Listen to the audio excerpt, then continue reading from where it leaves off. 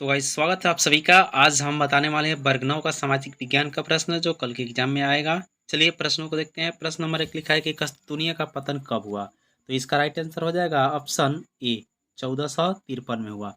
Next प्रश्न को देखते हैं। प्रश्न नंबर 2 नंबर प्रश्न लिखा है कि वास्को डी गामा कहाँ का यात्री था। तो वास्को डी गामा पुर्तगाल का यात्री था, बी राइट आंसर होगा। अमेरिका की खोज किस वर्ष हुई। तो 1492 में, और भारत का हुआ था 1498 में। विश्व का चक्कर किस यात्री ने सर्वप्रथम लगाया। तो मैगलेन ने लगाया था। कॉमन सेंस की रचना किसने किया। टॉमस पेन ने किया था। स्टॉम्प एक्ट किस वर्ष पारित हुआ। तो ये 1765 में पारित हुआ था। अगला प्रश्न देखते हैं। 7 नंबर लिखा है कि अमेरिकी संविधान कब लागू हुआ। तो अमेरिकी संविधान 1789 में लागू हुआ था। 8 नंबर लिखा है विश्व में सर्वप्रथम लिखित संविधान किस देश में लागू हुआ। तो अमेरिका में लागू हुआ। अमेरिका के प्रथम राष्ट्रपति जॉर्ज वाशिंगटन बने थे। फ्रांस की राज्य क्रांति किस वर्ष हुई। 1789 में हुई। वोल्टेयर क्या था। तो एक लेखक था। क्षेत्रफल की दृष्टि से भारत का विश्व में कौन सा स्थान है। तो 7वां स्थान है। भारत एवं चीन के बीच की सीमा रेखा को क्या कहते हैं। तो मैकमोहन लाइन कहते हैं। अगला देखते हैं 14 नंबर प्रश्न। 14 नंबर लिखा है कि भारत की स्थलीय सीमा रेखा, तटीय सीमा रेखा एक लगभग कितनी बड़ी है। तो ये दुगुनी है। निम्नलिखित में कौन सी चोटी भारत में स्थित है। तो केटू है भारत में स्थित। सैडल चोटी की ऊंचाई 738 मीटर है। भारत का सबसे प्राचीन भूखंड विशाल मैदान है। लक्ष्मी सागर झील किस राज्य में स्थित है। तो बिहार में स्थित है। अगला देखते हैं 19 नंबर प्रश्न।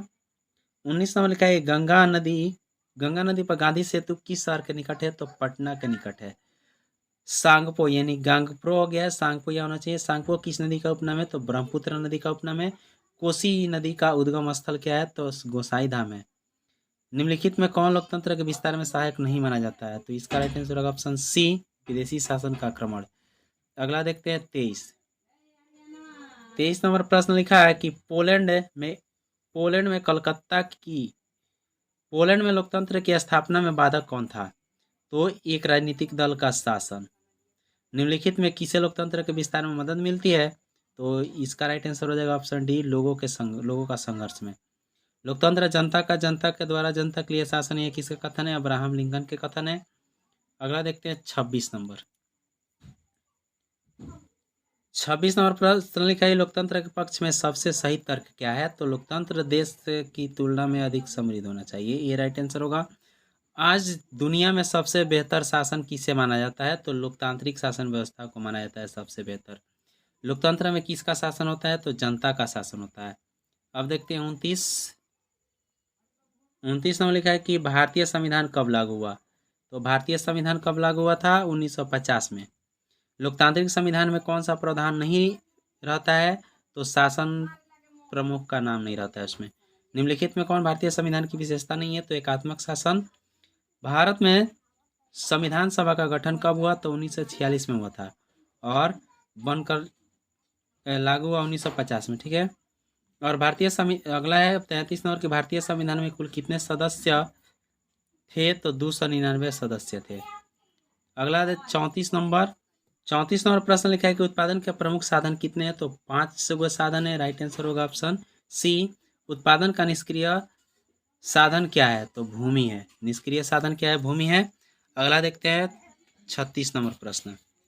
36 नंबर लिखा है कि उत्पादन का साधन क्या है। तो उत्पादन का साधन है श्रम, राइट आंसर बी होगा। निम्न में से कौन मानवीय पूंजी नहीं है।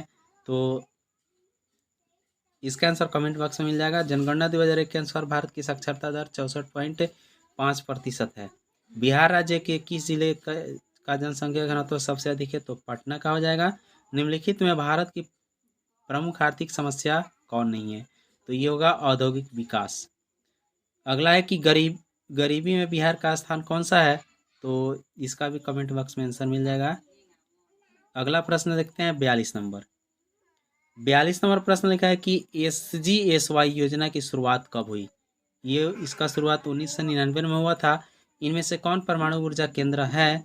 तो कैगा परमाणु ऊर्जा केंद्र है। हिरोशिमा किस देश में है। तो जापान में है। भोपाल में रासायनिक गैस रिसाव कब हुआ था। तो 1984 में हुआ था। और 46 नंबर क्वेश्चन का आंसर कमेंट बॉक्स में मिल जाएगा। 47 नंबर देखते हैं। 47 नंबर लिखा है कि एंथ्रेक्स क्या है, तो अति सूक्ष्म जीव है। निम्नलिखित में कौन उत्पादन का साधन नहीं है, तो उत्पादन का साधन उपभोग नहीं है। 49 नंबर लिखा है निम्नलिखित में कौन उत्पादक है, तो बढ़ई उत्पादक है। 50 लिखा है कि मनुष्य की मूलभूत आवश्यकता क्या है, तो उपयुक्त सभी, यानी भोजन, वस्त्र, मकान, शिक्षा सबकी आवश्यकता पड़ती है। सब्जेक्टिव प्रश्नों को भी देख लेते हैं। सब्जेक्टिव प्रश्न जो आया है पहले इतिहास का है, जिसमें 6 गो प्रश्न है, इसमें से मात्र 3 प्रश्नों का उत्तर देना है, और दीर्घोत्तरीय 2 गो है, जिसमें से 1 का उत्तर देना है। उसके बाद राजनीतिक शास्त्र है, इसमें 4 गो प्रश्न दिया गया है, जिसमें से 2 प्रश्न का उत्तर देना है लघुत्तरीय में। दीर्घोत्तरीय में 2 गो प्रश्न है, जिसमें से 1 का उत्तर देना है।